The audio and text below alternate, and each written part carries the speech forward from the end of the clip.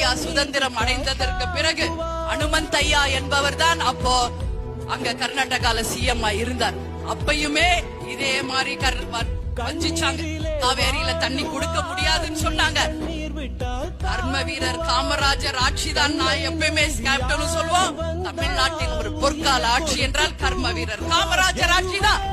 இன்னைக்குமே நாம பெருமையா சொல்லக்கூடிய டேம்ஸ், ஸ்கூல்ஸ் எல்லாம் அவர் உருவாக்குனார்.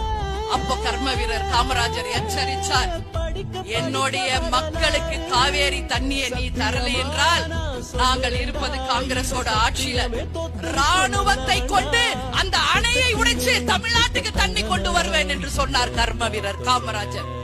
அவர் தலைவர். தங்கமா வைரமா என்ன சொல்ல, இவன் குணத்துக்கு ஏதும் ஈடு இல்ல. சொந்தமா பந்தமா என்ன சொல்ல, ஒரு ஆபத்துன்னா வந்து நிப்பா இந்த புள்ள.